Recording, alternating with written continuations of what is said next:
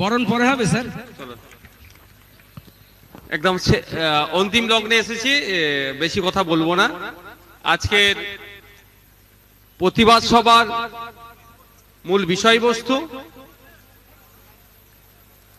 ওয়াকফ সংশোধনী আইনের বিরুদ্ধে আমাদের এই প্রতিবাদ সভা।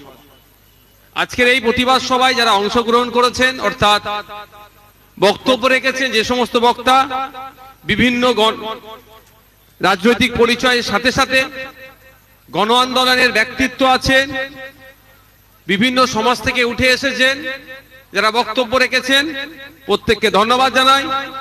ধন্যবাদ জানাই দর্শকের আসনে বসে থাকা, দাঁড়িয়ে থাকা বাপ ভাই মা বোনেরা, ধন্যবাদ জানাই মিডিয়ার বন্ধু যারা আমাদের এই প্রতিবাদ সভার খবরকে কভার করে রাজ্যের বিভিন্ন স্তরে, রাজ্যের বাইরে যারা ছড়িয়ে দিচ্ছেন, এবং আরো ধন্যবাদ জানাই প্রশাসনের বন্ধুদেরকে। ভাই আপনারা একটু চুপ করবেন, ওদের কাজ করতে দেন, নাহলে একটু পিছিয়ে যান না ভাই, মিটে যাবে। বন্ধুগণ, অনেকে অনেক বিষয়ে বক্তব্য দিয়েছে, ওয়াকফ নিয়েও বক্তব্য দিয়েছেন। আমি আসার পর থেকে আমাদের বিশ্বজিৎদা, আমাদের সাবিমদা, আমাদের সিনিয়র লিডার অবশ্যই আহমদ সাহেবের বক্তব্য শুনলাম। তার আগে সোমনাথ বাবু বক্তব্য দিয়েছেন, ডক্টর আশফাকুল্লাহ নাইয়া সাহেব বক্তব্য দিয়েছেন। এক একটা বিষয়ে তারা এক একটা মানে বিস্তারিত বলেছেন। আমি আপনাদেরকে বলবো গুটি কয়েক কথা, যে আমরা এই 2025 সালের যে সংশোধনী নিয়ে এসেছে ওয়াকফের, কেন আমরা প্রতিবাদ করছি, কেন আমরা মানতে চাইছি না, এই বিষয়টা শোনাতে চাই। কাদের এনার্জি আছে একটু হাত তুলে দেখান তো দেখি। আপনারা শুনতে রাজি আছেন তো? আর যদি এনার্জি লস হয়ে যায় বলবেন, আমরা শেষ করে চলে যাব, তাড়াতাড়ি বাড়ি চলে যেতে পারবো। দেখুন, আমি বক্তব্য শুরুর আগে দুটো বিষয় আগে ক্লিয়ার করতে চাই। প্রথম বিষয় হচ্ছে, বিজেপির কাছে কোনো ইস্যু নাই যে ইস্যুটাকে সামনে রেখে 2026 সালে নির্বাচনে তারা লড়াই করবে। কারণ ওরা যদি বলে যারা চাকরি চুরি করেছে আমাদেরকে ক্ষমতায় নিয়ে আসো, তাদেরকে জেলে দেব, তাহলে বলে পাক্কা মিথ্যা কথা বলছে। কারণ চাকরি চোরদেরকে জেলের মধ্যে রেখে পচানোর দায়িত্ব সেন্ট্রালের সিবিআই এর হাতে আছে, তারপরেও কেন জামিন পাচ্ছে আমরা প্রশ্ন করব। ওরা যদি বলে আমরা ক্ষমতায় আসলে হিন্দু ভাই রক্ষা হবে, তারাও বলবো না মিথ্যা কথা বলছে। আমাদেরই ডাক্তারের বোন, আমাদেরই বোন তিলোত্তমাকে যারা খুন করেছে, তারা তাদের মধ্যে এখনো অনেকে বাইরে ঘুরছে। দায়িত্ব ছিল সিবিআই এর, যারা যারা খুনি তাদেরকে ধরে জেলের মধ্যে রাখা, সেটাও এই শুভেন্দু অধিকারীদের সিবিআই পারেনি, ব্যর্থ হয়েছে। তাহলে আছে কি? হিন্দু মুসলমান। এই টোপটা খুব ভালো খায়, এই টোপটা না মারাত্মক টোপ। দেখবেন যারা মাস্টার ধরতে যায় সব টোপ ফেল করে দিলে ভাষাই ফেলে, তাই না? ওটা একদম শেষে রাখে, ভাষাই ফেলবে, তখন বলে এই টোপেই কাজ হবে। তো এই হচ্ছে টোপটা, হচ্ছে হিন্দু মুসলমান টোপটা, মারাত্মক টোপ, সেটা এখন কাজে লাগাবে। এখন 2026 সালের ভোটের ইস্যু হচ্ছে এটাই। আমার হিন্দু ভাইদেরকে গিয়ে কি বলছে, ওয়াকফ বোর্ড এত ভয়ঙ্কর জায়গা জিনিস, যদি তুলসী তলায় এসে বলে এই তুলসী তলাটা ওয়াকফ বোর্ডের, সেটা ওয়াকফের হয়ে যাবে। যদি তোমার মন্দিরটাকে বলে ওটা ওয়াকফের হয়ে যাবে, ওয়াকফের। তোমার বাড়িটাকে যদি বলে ওয়াকফের, ওটা ওয়াকফের হয়ে যাবে। এই বলে হিন্দু ভাইদের মনের মধ্যে মুসলমানদের প্রতি একটা অবিশ্বাসের বাতাবরণ তৈরি করার চেষ্টা করছে। অ্যাকচুয়াল কি এই ধরনের কোনো আইন আছে মনে হয়? ভারতবর্ষে এই ধরনের কোনো আইন নাই যে আইনে কারো জায়গায় গিয়ে দাঁড়িয়ে গেলে বলে যাবে নাকি তার। আরে ওটা তো ছাড়ুন, ওয়াকফ বোর্ড তো ছাড়ুন। আপনারা বলুন, আপনাদের বারাসাতের উপরে ন্যাশনাল হাইওয়ে এক্সটেনশন হচ্ছে না, প্রশস্তিকরণ হচ্ছে না রাস্তা? ভারত সরকারের ওটা আন্ডারে, ন্যাশনাল হাইওয়ে অথরিটি অফ ইন্ডিয়ার আন্ডারে ওটা। নীতিন গাডকারি জি ওর কেন্দ্রীয় মন্ত্রী, তারপরেও যে এক্সট্রা জায়গার প্রয়োজন হচ্ছে সেই জায়গাগুলোর জন্য কি করতে হচ্ছে, জায়গার মালিককে নোটিশ করতে হচ্ছে এবং তার 2-3 গুণ বেশি টাকা দিয়ে তারপরে জায়গাটা নিতে হচ্ছে, তাই তো? নতুন রেল লাইন করতে গেলে ভারতবর্ষের রেল হবে, আপনি আমার জায়গার উপরে রেল নিয়ে চলে যেতে পারবে উইদাউট আমার এনি কনসার্নে? আমাকে নোটিশ করতে হবে, আমাকে ক্ষতিপূরণ দিতে হবে, তাহলে আমি আমার জায়গার উপর দিয়ে রেল নিয়ে যেতে দেব। এই আইন দেশের কাজের জন্য লাগছে, তারপরেও তাহলে বলুন ওয়াকফ বোর্ডের এতটা ক্ষমতা আছে আপনার জায়গায় দাঁড়াবে আর আপনাকে বলে দেবে ওটা ওয়াকফের জায়গা? এটা সম্পূর্ণরূপে মিথ্যাচার করছে। মিথ্যাচার করে হিন্দু মুসলিমের ঐক্যের মধ্যে বিভেদ লাগানোর চেষ্টা করছে। আমি আপনাদের উদাহরণ দিলে বুঝতে পারবেন যে ওয়াকফ বোর্ডের কতটা ক্ষমতা আছে আর কতটুকু ক্ষমতা কতটা আছে বা কতটুকু আছে জানতে পারবেন। এই মুহূর্তে 2022 সালে আমরা একটা আরটিআই করেছিলাম। সে আরটিআই এর রিপোর্ট অনুযায়ী পশ্চিম বাংলায় ৭৬,০০০ বিঘা, কম করে ৭৬,০০০ বিঘা ওয়াকফ সম্পত্তি বেহাত হয়ে আছে। অর্থাৎ ওয়াকফ বোর্ডের নিজস্ব সম্পত্তি কত? ৭৬,০০০ বিঘা, সেটা উদ্ধার করতে পারেনি। উদ্ধারের জন্য ওয়াকফ ট্রাইব্যুনালকে গিয়ে বলছে মাইলর্ড, আমার বারাসাতে আমার ওখানে ওই 10 কাঠা ওয়াকফ জায়গা আছে তো বেদখল হয়ে আছে, যাতে উদ্ধার করতে পারি একটু অর্ডার করে দাও না। ওয়াকফ ট্রাইব্যুনালে হচ্ছে না, কলকাতা হাইকোর্টে যে বলছে মাইলর্ড আমাকে আমার জায়গাটা যেন উদ্ধার করতে পারি, ওয়াকফ বোর্ড বলছে কোর্টকে তার অর্ডার করো, তা না হচ্ছে তখন সুপ্রিম কোর্টে চলে যাচ্ছে। নিজের যদি এত পাওয়ার, নওশাদ সিদ্দিকীর এত পাওয়ার, যার জায়গার সামনে দাঁড়িয়ে যাব সেটাই নাকি আমার হয়ে যাবে, তাহলে আমি আমার অলরেডি ৭৬,০০০ বিঘা সম্পত্তি উদ্ধার করতে পারলাম না, রাম কাকার শ্যাম কাকার জায়গাকে আমি যে দখল করে নেব? বুঝতে পারছেন না কি বলছি? আমারটার জন্য আমি কান্নাকাটি করছি, আমারটার জন্য বারবার আমি কোর্টে ছুটছি, আমার ৭৬,০০০ বিঘা সম্পত্তি আমি পাচ্ছি না। এটা সম্পূর্ণরূপে বিজেপি হিন্দু মুসলমানের মধ্যে ঐক্যের যেটা আমাদের ঐক্য আছে বিনষ্ট করার জন্যই এই ধরনের মিসলিড করছে, মিসগাইড করছে আমাদের। তাহলে একটা জিনিস আপনাদের ক্লিয়ার হলো, আজকের পর থেকে যদি কেউ এই ধরনের কথা বলে ওয়াকফ বোর্ড যেখানে দাঁড়ালে সেটাই নাকি ওয়াকফের হয়ে যাবে, তখন বলবেন তাই তোর কথাটাই ভাই বিশ্বাস করে নিলাম, তুই আগে আমার ৭৬,০০০ বিঘাটাকে উদ্ধার করে দে, তারপরে নাহলে তোর কথাটা আমি শুনবো। হবে তো ভাই? দ্বিতীয় হচ্ছে বিজেপি যে মিথ্যাচার করে, যে ওয়াকফ ট্রাইব্যুনাল নাকি ফাইনাল অথরিটি, ও নাকি যে অর্ডারটা দেবে সুপ্রিম কোর্টও কিছু করতে পারবে না, রাষ্ট্রপতি কিছু করতে পারবে না, প্রধানমন্ত্রী তো দূরের কথা। ৫৬ কি ১৬ যদি ফেতে দিয়ে মাপার সময় হতো একবার মেপে অন্তত দেখতাম। ৫৬ করছে তো, যাক, প্রধানমন্ত্রী রাষ্ট্রপতি সুপ্রিম কোর্টও নাকি কিছু পারবে না, যেটা ওয়াকফ ট্রাইব্যুনাল অর্ডার দিয়ে দেবে। মানে একটা জায়গা নিয়ে বিতর্ক হচ্ছে, রাম কাকা বলছে আমার, নওশাদ সিদ্দিকী বলছে আমার, ওয়াকফ বোর্ডও বলছে আমার।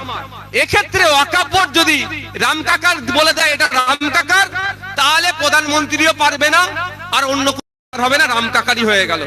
ওয়াকফ বোর্ড, ওয়াকফ ট্রাইব্যুনাল যদি বলে দেয় ওয়াকফ বোর্ডেরই হয়ে গেল, আমি আর চ্যালেঞ্জ করতে নাকি পারবো না, বা আমার নামে যদি করে দেয় অন্য কেউ নাকি চ্যালেঞ্জ করতে পারবে না। সম্পূর্ণ এটা অসত্য কথা। কারণ এখানে আইনের বিশেষজ্ঞরা আছেন, যারা আইন নিয়ে দীর্ঘদিন ধরে আলোচনা করছেন, নাড়াঘাটা করছেন। এই আইনের বিশেষজ্ঞদেরকে জিজ্ঞাসা করুন, সংবিধানের আর্টিকেল 226 এ বলা হয়েছে ট্রাইব্যুনালের কোন অর্ডার যদি, সহজ ভাষায় আমি বলছি, আইনের ভাষায় বলছি না, আপনার পছন্দ না হলে আপনি চলে যেতে পারেন হায়ার কোর্টে, হাইকোর্ট অথবা সুপ্রিম কোর্টে।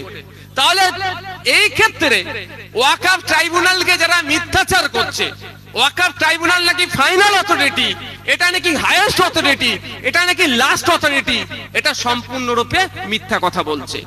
এবার আসা যাক আমরা এই আইনের বিরোধিতা কেন করছি, শুনবেন তো নাকি ভাই? যদি বলেন শুনবো না, আমি বেঁচে যাবো ভাই আজকে। তার আগে তাহলে আর একটা কথা বলি, একটা ভুল বার্তা ছড়ানো হচ্ছে কিভাবে, যে মুসলমানদের ধর্মীয় সম্পত্তি রক্ষণাবেক্ষণের জন্য ওয়াকফ বোর্ড আছে, আমি হিন্দু, আমরা হিন্দু, আমাদের ধর্মীয় সম্পত্তি রক্ষণাবেক্ষণের জন্য কেন বোর্ড নাই, এই বলে একটা মিথ্যাচার করা হচ্ছে। এটা 100% মিথ্যা কথা। আমরা এটা দক্ষিণ উত্তর 24 পরগনা, উত্তর 24 পরগনা একটু এগিয়ে গেলে কোথায় পড়বে ওটা? দেগঙ্গা বিখ্যাত যে মন্দির আছে চাকলা মন্দির। চাকলা মন্দিরের যে ধর্মীয় সম্পত্তি আছে সেটাকে কিভাবে রক্ষণাবেক্ষণ হবে তার জন্য আইন আছে। সারা ভারতবর্ষের ওয়াকফ সম্পত্তি কিভাবে রক্ষণাবেক্ষণ হবে, অর্থাৎ মাদ্রাসা, মসজিদ, ঈদগাহ, মাকবারা যা কিছু আছে মুসলিম ধর্মীয় সম্পত্তি রক্ষণাবেক্ষণের জন্য একটাই আইন, সেটা হচ্ছে ওয়াকফ অ্যাক্ট। আর আমার হিন্দু ভাইদের ধর্মীয় সম্পত্তি রক্ষণাবেক্ষণের জন্য আলাদা আলাদা রাজ্যে আলাদা আলাদা করে আইন আছে। কেননা আমি আপনাদের কটা যদি বলি আপনারা বুঝতে পারবেন। আমাদের বিখ্যাত মন্দিরের মধ্যে একটা মন্দির কাশী বৈশ্বনাথ মন্দির আছে, জানেন তো, উত্তরপ্রদেশে। সেই মন্দিরের সম্পত্তি রক্ষণাবেক্ষণ কিভাবে হবে, কারা পরিচালনা করবে, কারা থাকবে কমিটির মধ্যে, তার জন্য আপনার 1983 সালে আইন তৈরি হয়েছে। টাইটেলটা ছিল দা উত্তরপ্রদেশ শ্রী কাশী বৈশ্বনাথ টেম্পল অ্যাক্ট। এভাবে উত্তরপ্রদেশের ওয়াকফ সম্পত্তি রক্ষণাবেক্ষণের জন্য ওয়াকফ আইন আছে, উত্তরপ্রদেশের কাশী বৈশ্বনাথ মন্দিরের সম্পত্তি রক্ষণাবেক্ষণের জন্য মন্দির অ্যাক্ট আছে। শুধু তাই নয়, আপনি একটু চলে যান তামিলনাড়ুতে, the Tamil Nadu Hindu religious and charitable endowments act 1959, 1959 সালে তামিলনাড়ু রাজ্যে যত ধর্মীয় হিন্দু ধর্মীয় সম্পত্তি আছে এবং চ্যারিটেবল যে সম্পত্তিগুলো আছে সেইগুলো কিভাবে রক্ষণাবেক্ষণ হবে, কমিটিতে কারা কারা থাকবে, হিন্দু থাকবে কি মুসলমান থাকবে, কারা থাকতে পারবে না, টোটালটা কিভাবে পরিচালনা হবে, তার জন্য আইন 1959 সালে তৈরি হয়েছে। সেই আইন অনুযায়ী চলছে। আপনি চলে যান তামিলনাড়ুতে, কর্ণাটকাতে, কেরলাতে, পাঞ্জাবে শিখেদের গুরুদুয়ারা সম্পত্তি রক্ষণাবেক্ষণ কিভাবে করবেন তার জন্য একটা আছে। পার্সিদের ধর্মীয় সম্পত্তি রক্ষণাবেক্ষণ কিভাবে করবেন তার জন্য একটা আছে। আপনার শিখেদের এবং বৌদ্ধদের ধর্মীয় সম্পত্তি রক্ষণাবেক্ষণ কিভাবে করবেন তার জন্য আইন আছে। খ্রিস্টানদের আপনার ধর্মীয় সম্পত্তি কিভাবে রক্ষণাবেক্ষণ করবেন সব আইন আছে। ধর্মনিরপেক্ষ রাষ্ট্র, প্রত্যেকটা নাগরিকের তার ধর্মচারণের যেমন পূর্ণ স্বাধীনতা আছে, ধর্মীয় সম্পত্তি কিভাবে রক্ষণাবেক্ষণ করবে তার জন্য আইন আছে এবং তার সূত্রটা আর্টিকেল 26 এ দেওয়া আছে। আমি যদি ভুল বলি আমার আইনজীবী আছেন এখানে, তা আমাকে ধরিয়ে দেবেন। তাহলে এটা সবার ক্ষেত্রে আছে, কিন্তু মিসগাইড করা হচ্ছে হিন্দু মুসলমানের মধ্যে বিভেদ তৈরি করার জন্য। কি বলছে, মুসলমানদের ওয়াকফ আইন আছে, আমরা হিন্দু আমাদের কিছু নাই, সুতরাং ওয়াকফ আইন তুলে দেয়া হোক। আরে হাওড়া বলছে কি শিয়ালদা বলছে, বললে তো হবে না, দেখে নিতে হবে তো। শুভেন্দু অধিকারীরা তাদের রাজনৈতিক ফায়দা নেওয়ার জন্য তো এই মিথ্যাচার করে যাবে। কিন্তু আমরা যারা দীর্ঘকাল ধরে একসাথে বসবাস করে আসছি, জাত ধর্ম বর্ণ নির্বিশেষে একে অপরের বিপদে ঝাঁপিয়ে পড়েছি, একে অপরের পাশে দাঁড়িয়েছি, বিভিন্ন সময়ে সুখে দুঃখে আমরা শেয়ার করে নিয়েছি। কিছু রাজনৈতিক কারবারিরা রাজনৈতিক ক্ষমতা চরিতার্থের জন্য, রাজনৈতিক ক্ষমতা হাসিলের জন্য, কেউ ক্ষমতায় টিকে থাকার জন্য, তো কেউ ক্ষমতায় আপনার ক্ষমতায় আসার জন্য আমাদের মধ্যে ধর্মীয় বিভাজন লাগানোর চেষ্টা করছে। সেইগুলোকে আমাদের চিহ্নিত করতে হবে। তাদের বিরুদ্ধে জাত ধর্ম বর্ণ নির্বিশেষে ঐক্যবদ্ধ হয়ে প্রতিবাদ সংগঠিত করতে হবে। বন্ধুগণ, এই বিষয়টা আপনাদের মাথায় রাখতে হবে। মুসলমানদের ধর্মীয় সম্পত্তি রক্ষণাবেক্ষণের জন্য ওয়াকফের আইন আছে, হিন্দু ভাইদের ধর্মীয় সম্পত্তি রক্ষণাবেক্ষণের জন্য কি আছে, মন্দিরের আইন আছে। খ্রিস্টানদের জন্য আছে, শিখেদের জন্য আছে, পার্সিদের জন্য আছে, সমস্ত ধর্মের মানুষের জন্য আলাদা আলাদা আইন আছে। এবার আমি অনেকক্ষণ হয়ে গেল না,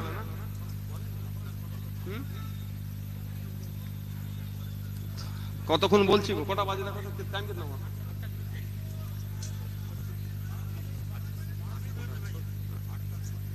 আচ্ছা, একটু 5-7 মিনিট হলে বলে দেবেন। হ্যাঁ, অনেকক্ষণ ধরে এনারা শুনছে।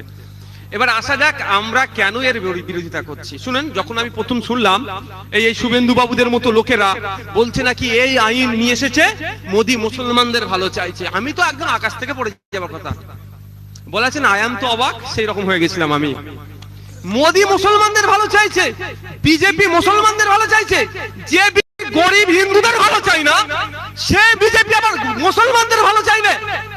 মা একমাত্র বিজেপি পুঁজিপতিদের ভালো চায়, না আপনার পাড়ার রাম কাকার ভালো চাই, না আপনার পাড়ার রহিম কাকার ভালো চাই, যে গরিব এদের ভালো চাই না, পুঁজিপতিদের ভালো চাই। সেই বিজেপি মুসলমানদের ভালো চাইবে? ওই আইনটাকে আমি একটু পড়লাম, আইন তখন বিল ছিল, বিলটা পড়ে দেখি তো কি ব্যাপার, এরা কি বলছে। এমনি কিন্তু আমি খুব এই দিক থেকে বেশি পড়া ভালো লাগে না আমাকে, ফাঁকিবাজির দিকে আমি একটা উস্তাদ। একটু পড়লাম, পড়ে দেখলাম তো ভয়ঙ্কর ব্যাপার, পুরো হাতির খাওয়ার দাঁত আর দেখানোর দাঁতের মতো হয়ে গিয়েছে। দেখাচ্ছে, বলছে খুব ভালো করে মুসলমানদের ভালো হবে, মুসলমান মহিলাদের ভালো চাইছে, মুসলমান সমাজের মহিলাদের মধ্যে যারা আপনার ডিভোর্সি বা যারা বিধবা তাদের ভালো চাইছে, মুসলমান গরিবদের ভালো চাইছে, মুসলিম শিশুদের ভালো চাইছে। আমি তো অবাক হয়ে গেলাম, একটু পড়ে দেখলাম, আমি অবাক যে কি রে ভাই, ভালোর নাম করে কি লেভেলের মাছ দিচ্ছে। প্রথম থেকে একটু কয়েকটা পয়েন্ট আজকে বলবো, বলে বক্তব্য শেষ করব। প্রথম পয়েন্ট হচ্ছে, এতদিন পর্যন্ত ওয়াকাফের যে আইন ছিল প্রিন্সিপাল অ্যাক্ট 1995, ওটাকে আমরা প্রিন্সিপাল অ্যাক্ট হিসাবে ধরে চলি, ওই আইনের মধ্যে বলা ছিল ওয়াকাফ সম্পত্তি নিয়ে কেউ দুর্নীতি করলে তার 2 বছর পর্যন্ত জেল হবে। মোদি এসে মুসলমানদের ভালো চাইলো, ওয়াকাফ সম্পত্তি নাকি রক্ষা করতে চাইলো, সেই শাস্তির মেয়াদটা 1.5 বছর কমিয়ে দিয়ে 6 মাস দাঁড় করিয়ে দিল। এটা মুসলমানদের ভালো হলো? মোদি যদি বলতো যে মুসলমানদের ওয়াকাফ সম্পত্তির দিকে কেউ নজর দেবে না, যে নজর দেবে যে ওয়াকাফ সম্পত্তি নিয়ে যদি কেউ দুর্নীতি করে তাকে 2 বছর জেল ছিল, সেটা বাড়িয়ে কিন্তু 12 বছর জেল করে দেব, তাহলে বলতাম মুসলমানদের কিছুটা হলে হয়তো ভালো করছে। সেটা কিন্তু করেনি। আপনারা জানেন ওয়াকফ সম্পত্তি একাধিক ধরনের আছে, আমি দুটো টাইপ বলি, একটা ওয়াকফে আওলাদ, ওয়াকফে লিল্লাহ। ওয়াকফে আওলাদটা যে বংশ পরম্পরায় আপনার ছেলে তার ছেলে ওর থেকে যাতে ফায়দা নিতে পারে। আর ওয়াকফ সম্পত্তি 2 রকম ভাবে ম্যানেজমেন্ট হয়, একটা ডাইরেক্ট বোর্ড করে আর একটা মোতওয়াল্লিদের মাধ্যমে। তো যেটা মোতওয়াল্লিদের মাধ্যমে হয়, সেই সম্পত্তি থেকে যে রেভিনিউ আসে বছরের শেষে 7% ওয়াকফ বোর্ডে যায়। সারা ভারতবর্ষে 32টা ওয়াকফ বোর্ড আছে। ওই ওয়াকফ বোর্ডে যে বোর্ডগুলোতে গিয়ে জমা হয়, ওই বোর্ড থেকে মুসলিম মহিলাদের বিবাহের জন্য আর্থিক সহযোগিতা, বাচ্চাদের পড়াশোনার জন্য সহযোগিতা, ছেলেদেরকে স্বাবলম্বী করার জন্য, এমপাওয়ার করার জন্য 0% ইন্টারেস্টে লোন দেয়া, এই ধরনের কাজগুলো হওয়া দরকার ছিল। মমতা ব্যানার্জির আমলে এসে সব ধয়ে ধ্বংস করে দিয়েছে, লুটে ফুটে খাচ্ছে। এবার আসা যাক, ওই যে 7% রেভিনিউ এসে জমা হতো, সেটা মোদিজি সেটা বাদ দিয়ে 5% দাঁড় করিয়েছে। বলুন 100 টাকায় আগে 7 টাকা জমা হতো, এখন 5 টাকা জমা হচ্ছে। তাহলে ওয়াকফ বোর্ড দুর্বল হচ্ছে না শক্তিশালী হচ্ছে? একটু জোরে বলুন ভাই। তাহলে মোদিজি যদি 7 টাকার পরিবর্তে 7% এর পরিবর্তে 14%, 14% যদি বলতো যে আগে 7 টাকা জমা হতো ওয়াকফ বোর্ডে, এখন 14 টাকা জমা করতে হবে, তাহলে অন্তত বলতে পারতাম যে মোদিজি মুসলমানদের ছেলে মেয়েদের ভবিষ্যতের কথা ভেবে ওয়াকফ বোর্ডে বেশি করে টাকা আসুক, ওই টাকা দিয়ে মুসলিম গরিব ছেলে মেয়েদের পড়াশোনা, মহিলাদের বিবাহের জন্য বা আরো যে ওয়াকফ বোর্ডের যে ক্রাইটেরিয়া আছে, তা গাইডলাইন আছে, তার মাধ্যম দিয়ে কাজ করবে। সেটা করেনি। আমার আগের বক্তায় সামিমদা একটা কথা বলছিলেন, ওয়াক বাই ইউজার, এটা ভয়ঙ্কর একটা কথা। এখানে যারা আছেন আপনারা যারা আছেন, আপনাদের এলাকার লোকাল কবরস্থান যারা আছে, 100 বছরের পুরাতন কবরস্থান আছে নিশ্চিতভাবে, আছে তো? 100 বছরের ঈদগাহ আছে, 200 বছরের মসজিদ আছে না?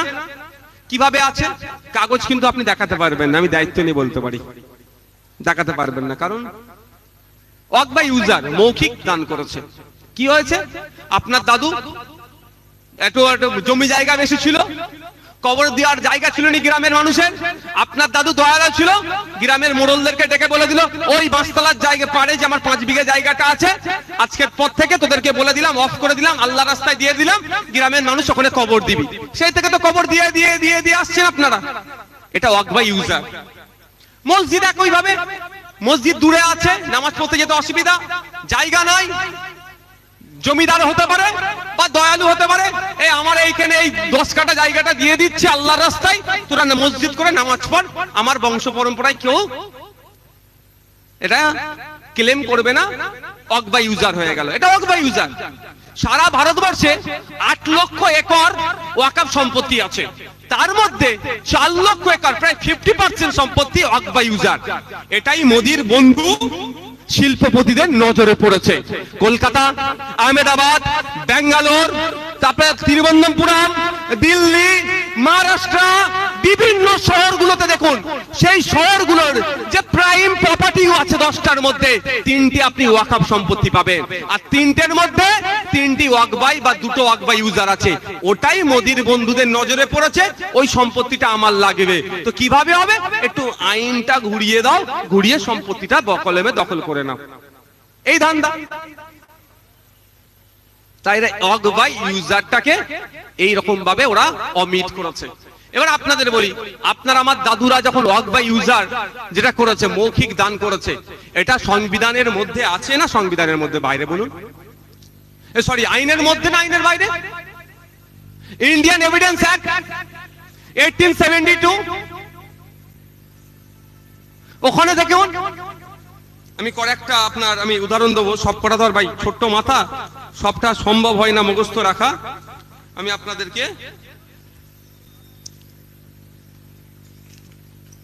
Indian evidence act 1872, Indian contract act 1872, transfer of property act 1882।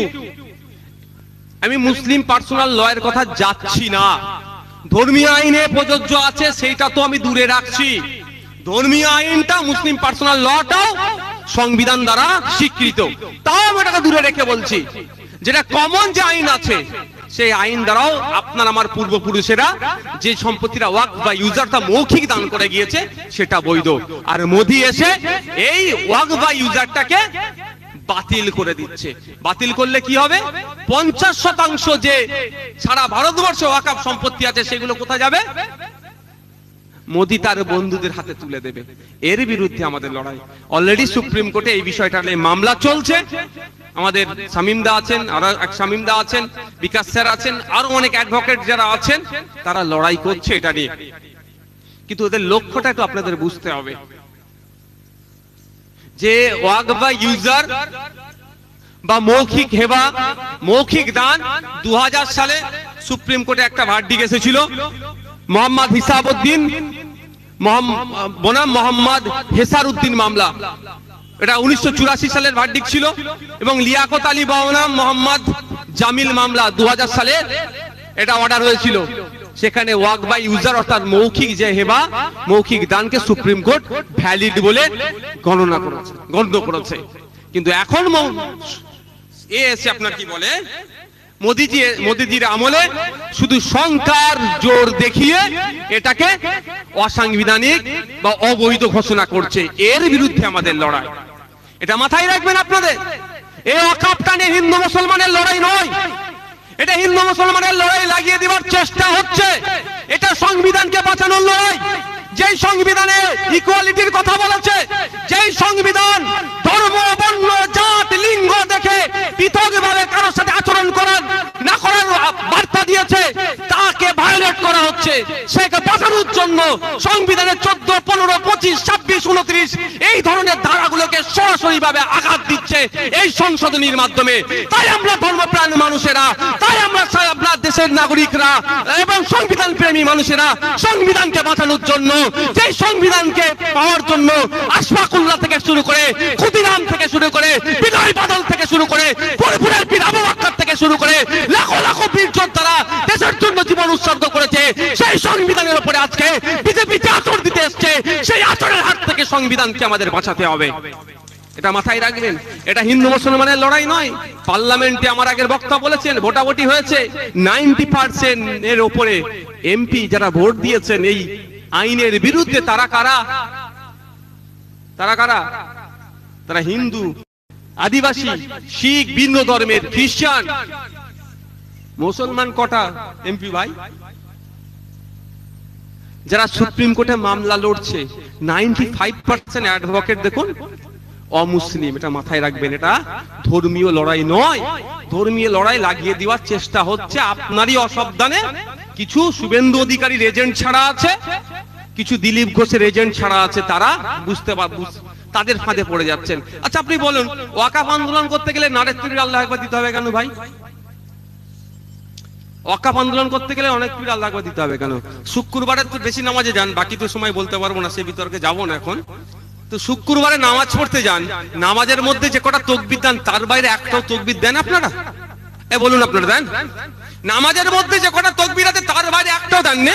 আর ওয়াকাফের জন্য নারের তকবীর আল্লাহু আকবার। আপনি যদি নারের তকবীর আল্লাহু আকবার দিয়ে ওয়াকাফের আন্দোলন করেন, আমার পাশে সোমনাথ বাবুকে পাবেন তো? আপনার পাশে সোমনাথ বাবু আপনার পাশে দাঁড়াবে না বিশ্বজিৎ আপনার পাশে দাঁড়াবে? এটা বিজেপি চাইছে ওয়াকাফটা মুসলমান তাদের ধর্মীয় আন্দোলন ভাবে করুক, আর আমরা বুঝতে পারছি না। আমরা ওই যে আমাদেরকে বলছে তার কথা হই হই করছি। এটা সংবিধান বাঁচানোর লড়াই, দেশ বাঁচানোর লড়াই। এটা শুধুমাত্র মুসলমান লড়াই করবে এরকম ব্যাপার নয়।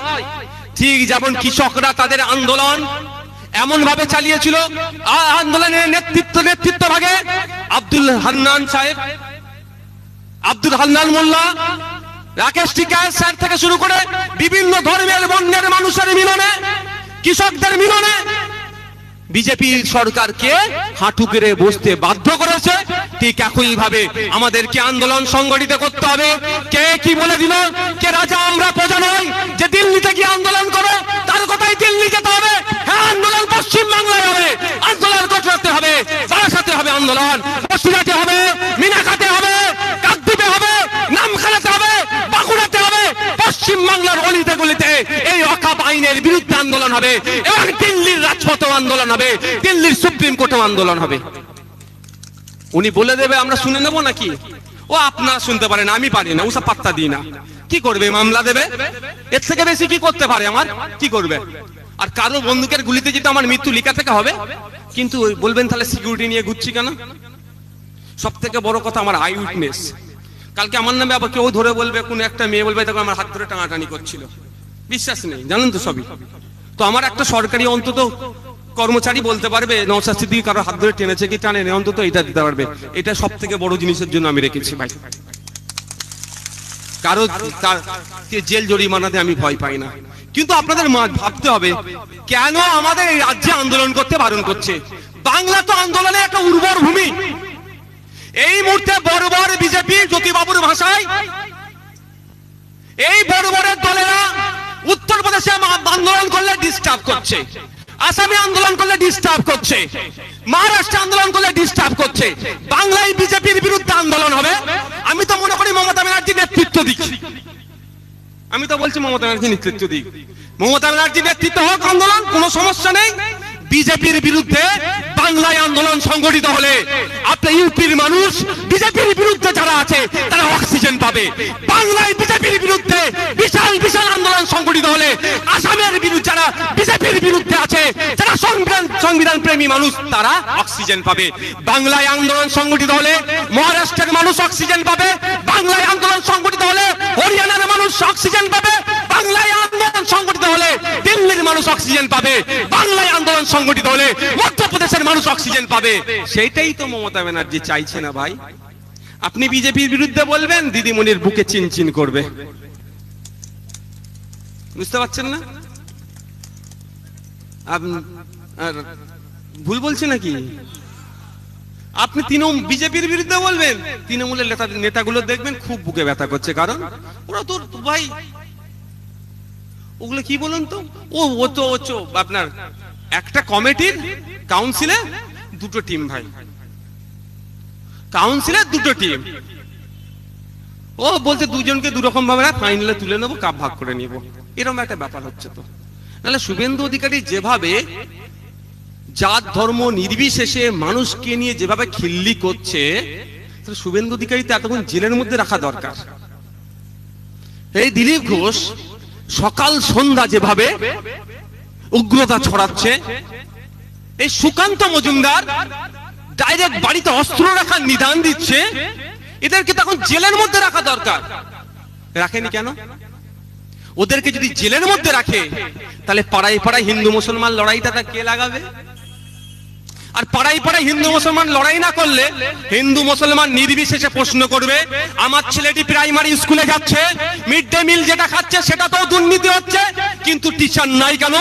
Primary, upper primary, high school এবং পর্যাপ্ত পরিমাণে ইউনিভার্সিটি পর্যন্ত সেই পর্যাপ্ত পরিমাণে ফুল টাইমার টিচার নাই কেন, প্রফেসর নাই কেন? এই প্রশ্ন করবে। তাহলে এই প্রশ্ন না করতে পারে আমার সরস্বতী মা, আমার ফতেমা মা, সেই জন্য এই শুভেন্দুদের মতো প্রোডাক্টকে ছেড়ে দিয়েছে। হিন্দু মুসলমানের মধ্যে তোমরা গুতোগুতি লাগিয়ে দাও। উনি ওয়াকফ নিয়ে গুতোগুতি করলে ওনার নাকি বড় শত্রু হয়ে যাবে। আর এই সম্প্রীতির বাংলা, এই নজরুলের বাংলা, রবি ঠাকুরের বাংলাতে যারা সাম্প্রদায়িক হানাহানি করার চেষ্টা করছে তাদের বিরুদ্ধে একবারও তো বলতে পারলেন না তিনি যে আমার থেকে বড় কেউ শত্রু হবে না। শুনেছেন নাকি তার মুখে? ভাবতে হবে আপনাদের। দরকার আমাদের এখানকার মানুষকে আওয়াজ তোলা, যে উত্তর 24 পরগনার মানুষ উত্তর 24 পরগনা থেকেই যাতে ট্রিটমেন্ট পায় তার ব্যবস্থা করা। কেন উত্তর 24 পরগনার মানুষ কলকাতা পিজি হসপিটালে, কলকাতার আর্য করে গিয়ে ট্রিটমেন্ট করবে, কেন জেলায় ওই কলকাতার পিজির মতো হসপিটাল হলো না? এই অবস্থা তোলা দরকার। তার পরিবর্তে কে কত বড় হিন্দু, কে কত বড় মুসলমান, তার রেসারেসিতে আমাদেরকে মাতিয়ে রেখেছে। আর শুভেন্দু বাবুরা এতে তার গ্যাস মানে আগুনটা লাগাচ্ছে। তাই বন্ধুগণ, আপনাদের বলার উদ্দেশ্য এটাই। সাবজেক্ট ছেড়ে আবার অবজেক্টে চলে আসলাম, যে দেখুন এই ওয়াকফ আইনের আমরা বিরোধিতার আরেকটা কারণ হচ্ছে, এই আইনে বলা আছে 5 বছর আপনাকে প্র্যাকটিসিং ইসলামের মধ্যে হতে হবে। প্র্যাকটিসিং ইসলাম, এবার আমি যদি একদম এক্সাক্ট ট্রান্সলেট করি, অনুশীলনের মুসলমান, তাই তো নাকি? এবার বলুন, ইসলাম ধর্মে অনুশীলনের বা practising, what is the meaning of practising Islam? একটা আমাকে বুঝিয়ে দিক, ওরা ব্যাখ্যা করেনি। What is the definition of practising Islam, সেটাও কিন্তু ওখানে ক্লিয়ার করেনি। যে প্র্যাকটিসিং ইসলামের সংজ্ঞাটা কি? কত বড় দাঁড়িয়ে রাখতে হবে, গোলজামা পড়তে হবে, না মাথায় 24 ঘন্টা টুপি দিয়ে রাখতে হবে, ঘুমানোর সময় টুপি খোলা যাবে না, না 5 ওয়াক্ত নয় তাহাজ্জুদের নামাজটাও পড়তে হবে? তাহলে তুমি প্র্যাকটিসিং ইসলামের মধ্যে আসছো। বছরে 5টা দিন রোজা যেটা রাখা, যেটাতে নিষিদ্ধ, বাকি সব দিন রোজা রাখতে হবে, কিছু বলেনি। এরা বলছে 5 বছর আপনি লাস্ট 5 বছর প্র্যাকটিসিং ইসলামের মধ্যে থাকলে তাহলে আপনি নতুন করে অফ করতে পারবেন। মানে বুঝতে পারছেন, নতুন করে অফ করার রাস্তাটা এরা বন্ধ করছে। এবার বলুন, একটা বয়স্ক লোক, 60-65 বছরের বয়স্ক বাবা, সে 5 ওয়াক্ত নামাজ পড়ে, সে গিয়ে অফিসারকে বলল যে আমি সম্পত্তি অফ করতে চাই, বলবে। তারপরে সিস্টেম আছে, ক্রাইটেরিয়া আছে। তো অফিসার বলল মুখটা দেখে, বাবা তুমি তো ঠিকঠাক নামাজ পড়োনি। স্যার গোসা হয়েছে। কে বললো? আমি শেষ বয়সে 1 ওয়াক্ত নামাজ কাজা করিনি, 5 ওয়াক্ত নামাজ পড়ছি, গুনে গুনে 5 বছর নামাজ পড়েছি, এই আইন হয়েছে বলে। তখন যদি অফিসার বলে বাবা তোমার কপালে দাগ নাই কেন, তুমি তো নামাজ পড়োনি, কি করবেন তাহলে? তাহলে অফ করতে পারবেন না। বাড়িতে গিয়ে ছিঁড়ে ছাড়ে সামনের সপ্তাহে গিয়ে দাগ পাক করে যদি নিয়ে যায়, বলবে এই বছরে 29টা রোজা গিয়েছে, তুমি তো 25টা রোজা রেখেছো বাবা, 4টে ছেড়ে দিয়েছো, তাই ঠিকঠাক ইসলাম ধর্ম তুমি পালন করোনি। বুঝতে পারছো না কি বলছি? তাহলে নতুন করে ওয়াকফ করার রাস্তা বন্ধ করে দিল। এবার এখন আমার প্রশ্ন, এখানে যেহেতু গণতান্ত্রিক রাষ্ট্র, ইকুয়ালিটির কথা বলা হচ্ছে, লিঙ্গ বর্ণ জাত ধর্ম নির্বিশেষে আলাদাভাবে দেখা যাবে না বলা হচ্ছে। আমার কোন হিন্দু ভাই যদি এই আমাদের ধামটা বলো না গো, চাকলা ধামে 1 বিঘা জমি উৎসর্গ করতে চাইছে ধামের ধর্মের জন্য, হতে পারে, কোনো ব্যাপার নাই। মানুষ বিশ্বাস নিজের মনের স্পিরিটের থেকে দিচ্ছে, তার ক্ষেত্রে কি আইন আছে? আমার খ্রিস্টান ধর্মের কোনো মানুষ যদি গির্জার নামে 5 কাঠা জমি দিতে চায়, তার জন্য কি এই ধরনের কোনো আইন আছে? না আমার শিখ ধর্মের কোন মানুষ গুরুদুয়ারার জন্য 2 কাঠা জায়গা দান করবে, তার জন্য কি বলা আছে 5 বছর ধরে শিখ হতে হবে, প্র্যাকটিসিং শিখ ভাই আছে? তাহলে আমি বলবো আমার রাইট আছে যে আপনি সংবিধানের বাইরে যাচ্ছেন, তাহলে মুসলিম সম্প্রদায়কে কণ্ঠাসা করছেন, যেখানে সংবিধানের 15 নম্বর আর্টিকেলে বলা আছে, 14 নম্বর আর্টিকেলে বলা আছে ইকুয়ালিটির কথা, ধর্ম বর্ণ এদিকে কোনো পৃথক করা যাবে না, তাহলে আপনি পৃথক করছেন কেন? এইটাই তো সংবিধান বহির্ভূত। এটার জন্য তো বিকাশ বাবুরা, এটার জন্য তো শামীম বাবুরা সুপ্রিম কোর্টে মামলা লড়াই করছেন, এটার জন্যই তো হিন্দু মুসলিম নির্বিশেষে আমাদের বিউটি, আমাদের দেশের যে আহমিয়াত, আমাদের গণতন্ত্র, সেটাকে বিপন্ন করার চেষ্টা কে করছে? বিজেপি। তার বিরুদ্ধে জাত ধর্ম বর্ণ নির্বিশেষে আমরা লড়াই করছি, এটা মাথায় রাখতে হবে আপনাদের। আমরা বিরোধিতা করছি। আর একটা লাস্ট পয়েন্ট বলে আমি শেষ করব ভাই। লাস্ট পয়েন্ট আছে এটাই, ইন্ডিয়ান লিমিটেশন অ্যাক্ট 1963। আমাদের আছেন আইনজীবী, আবার শামীমদা তো সিভিলটা নিয়ে বেশি ভালো প্র্যাকটিস করে। তো অর্ডিনারি ওই আইনের মধ্যে বলা আছে আপনার জায়গা হলো, কেউ যদি 12 বছর আপনার জায়গায় দখল নিয়ে নেয়, সেই জায়গার খাতাই কলমের মালিক না হলো, একটা সত্তার মালিক হয়ে গেল, তার ক্লেম করার জায়গা থাকলো, ঠিক আছে? কিন্তু ভারতবর্ষের যত ধর্মীয় সম্পত্তি আছে, এই ইন্ডিয়ান লিমিটেশন অ্যাক্ট 1963 সেক্ষেত্রে প্রযোজ্য হবে না। অর্থাৎ ওই ধামের জায়গায় যদি 12 বছর কেন 22 বছর যদি কেউ লড়া ঘাসা করে, কি হবে? ওই জায়গা ও জীবনে ক্লেম করতে পারবে না, ধাম উদ্ধার করবে যখন দিয়ে দিতে হবে। ঠিক একই ভাবে ওয়াকাফের ক্ষেত্রেও ছিল। মোদি আপনার ভালো চেয়েছে, মানে বুঝতে পারছেন না? মোদি মুসলিম মহিলাদের ভালো চেয়েছে, একটু জানতে হবে ভেতরে ঢুকে কতটা ভালো চেয়েছে। এমন আইন করে দিয়েছে, পীর আব্বাস আলী গোরাচাঁদ রহমতুল্লাহ আলাইহির যে ওয়াকাফ স্টেট আছে, 1000 বিঘে সম্পত্তি ছিল, সে একটু একটু একটু একটু চুরি হতে হতে হতে হতে এখন 995 বিঘে নাই। কিন্তু এতদিন পর্যন্ত আইন ছিল ওই 995 বিঘে আর 5 বিঘে, টোটাল 1000 বিঘে সম্পত্তি কোন সময় আইনের বলে উদ্ধার করে নেওয়া যেত। শুধু শাসকটাকে একটু সিট দ্বারা সোজাওয়ালা শাসক দরকার ছিল, যে ওয়াকাফ সম্পত্তি উদ্ধারের জন্য মুখে নয় মন থেকে চাইবে। কিন্তু মোদিজি যে নতুন আইন নিয়ে এসেছে, এই আইনে আর জীবনেও 995 বিঘা সম্পত্তি উদ্ধার করতে আপনি পারবেন না। এটা উপকার করলো না আপনার ক্ষতি করলো? এটা বলেন না রে ভাই? এই হচ্ছে, এই ধরনের ক্ষতি করে করে আমার কাছে ভাই ও বলার এখন আর সময় নেই, আমি শেষ করছি। তো এই ধরনের ক্ষতি করার চেষ্টা করছে, তাই আপনাদের বলবো আমাদের সজাগ সতর্ক থাকতে হবে। এই লড়াইটা ভাই 2 মিনিট, আর অসুবিধা নেই তো? আর 2 মিনিট ভাই, আর 2 মিনিট। সজাগ সতর্ক থাকতে হবে। লড়াইটা হবে সংবিধানকে বাঁচানোর লড়াই, লড়াইটা হবে ওয়াকাফকে বাঁচানোর লড়াই। লড়াইটা না আমার হিন্দু মুসলমানের মধ্যে হয়ে যায়, লড়াইটা না আমার প্রতিবেশীর সাথে হয়ে যায়, লড়াইটা হবে বরাবর বিজেপিদের সাথে, লড়াইটা হবে যারা সংবিধানকে ভুল পথে পরিচালনা করার চেষ্টা করছে। আর একটা পয়েন্ট বলে আমি ছেড়ে দেবো। দেখুন, কটা বাজে? আচ্ছা ছেড়ে দাও। আমি শুধু একটা, আমরা তো এত মোদি এর কথা অনেক বললাম, আমাদের কি বলে সেন্ট্রালের কথা। দিদি কেন আপনাদেরকে দিল্লি গিয়ে আন্দোলন করতে বলেছে বলুন তো? এগুলো তো একটা কারণ আছে। আমাদের রাজ্যে টিপু সুলতানের বংশধরের জায়গা আছে টালিগঞ্জে, কবরস্থানের উপরে ফ্ল্যাট বানিয়ে দিয়েছে। আমাদের রাজ্যে ওয়াকাফ সম্পত্তির উপরে বিজেপির পার্টি অফিস করার সুযোগ এই দিদিমণি করে দিয়েছে। আমাদের রাজ্যে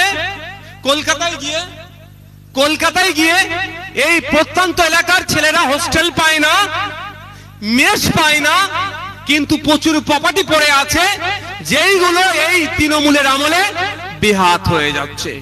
চিন্তিত তো আমি আপনাদের বলে যাই, এখানে আমরা মাঠে ময়দানে লড়াই করব, একদম শামীমদার সাথে আমি সহমত। আমি বারবার বলি, আজকেও বলছি, আইনি লড়াই কোর্টে চলবে। শুধু আইনি লড়াই কোর্টে চললে ওই দিকে তাকিয়ে থাকলে হবে না, ওই দিকে আমাদের আইনের বিশেষজ্ঞরা তাকিয়ে তাকিয়ে থাকবে। মাঠে ময়দানে আমরা আমাদের মাঠে ময়দানে লড়াই লড়ে যেতে হবে এবং বিজেপিকে বাধ্য করতে হবে এই আইনকে প্রত্যাহার করানোর জন্য। তবে হ্যাঁ, ওই আইনকে প্রত্যাহার করানোর সাথে সাথে আমাদেরকে লক্ষ্য রাখতে হবে কলকাতায় যে প্রাইম প্রপার্টিগুলো আছে, যেখানে এক কাঠা জায়গার দাম 5 কোটি টাকা 7 কোটি টাকা, তৃণমূলের যে সমস্ত এমপিরা এমএলএরা মন্ত্রীরা দখল করে রেখেছে, আইনের মাধ্যমে তাদের গলায় আগুন লুকিয়ে ওই জায়গা আমরা বার করব। এই জন্য তো ভয় পাচ্ছে, এই জন্যই তো ভয় পাচ্ছে। এতদিন পরে জেগেছে, দুধেল ঘায়রা জেগেছে। যদি জেগে যাই তাহলে বলবে, আর সত্যি তো জেগে কি দেখছে, একই সকাল রাতের চেয়েও অন্ধকার। কাকে আশা করেছিল দিদিমণি বিপদে আমার পাশে থাকবে, থাকবে পাশে, সাইজ করে দিচ্ছে। এই বারাসাতের ঘটনা দেখছেন না? কি বারাসাতের কথা বলছি, সম্প্রীতির জায়গা, ঐক্যের জায়গা, ঐতিহ্যশালী জায়গা। এই বারাসাতের ইতিহাস আমরা বলছি। এই বারাসাত থেকে কোথায় হাফেজ মির নিসার আলী একটা বিশাল লিংক আছে। সেই সময়ে বলছি ইন্টারনেট ছিল না, এই যোগাযোগ ছিল না। তিনি তার ঐক্যবদ্ধ প্রচেষ্টাতে ৮৩,০০০ হিন্দু মুসলমান নির্বিশেষে কৃষককে এক জায়গায় করে ব্রিটিশ সেই সময় যারা তোলাবাজ ছিল তাদের বিরুদ্ধে লড়াই করেছিল। এই বারাসাত থেকে এই বাদুড়িয়ার এই ইতিহাস, অনেক ইতিহাস আছে। সেই বারাসাতের মাটিতে সাম্প্রদায়িক বীজ বপন করছে, আর তৃণমূলের নেতারা, তৃণমূলের সুপ্রিমো চুপচাপ দেখছে। বুঝতে পারছেন আপনি কি ভাবছেন? আপনার এ হয়ে যাবে, আপনার পাশে থাকবে। তাই আমি আপনাদের কাছে একটা অনুরোধ করব, 2026 সাল নির্বাচন আসছে।